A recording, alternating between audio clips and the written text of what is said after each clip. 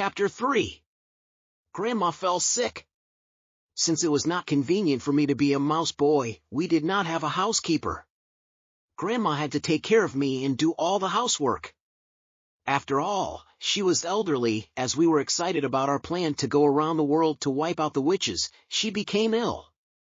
At the beginning, she did not want to see a doctor. Later she got sicker and sicker. She had a bad fever, she coughed, panted and spat. I cried and said to her, "See a doctor, Grandma, I don't want you to die.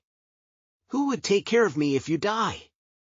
At last, she called the doctor. Grandma asked me to hide on the top of a big cabinet standing near the bed, where I would be able to watch the doctor.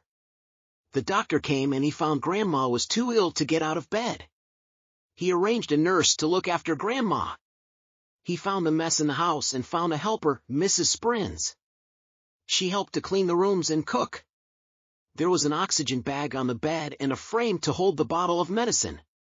Grandma had a hose in her nose and had a transfusion that would lasted several bottles. The doctor said that Grandma would be sent to the hospital after she was not in danger. In order to make Grandma sleep, he added a sleeping drug to the transfusion. I stayed on the top of the cabinet with enough to eat and drink. I had a small quilt under which I could sleep. But I could not make a noise, and so I was bored to stay. Every now and then I went to the edge of the top to see my grandma and looked around the room. Mrs. Sprins was cleaning the rooms. She felt the devices which Grandma made for me were odd. I was so bored that I decided to go to the yard to take a breath of fresh air. I watched the nurse and Mrs. Sprins, as I tried to find a chance to slip out of the house. At last, I had a chance. The nurse had gone to the bathroom and Mrs. Sprins had gone out with a plastic bag of rubbish. I hurried off the cabinet down a thin rope prepared by Grandma.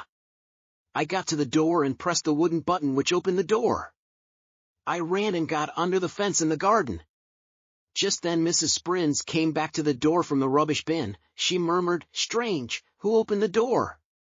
She went in and closed the door.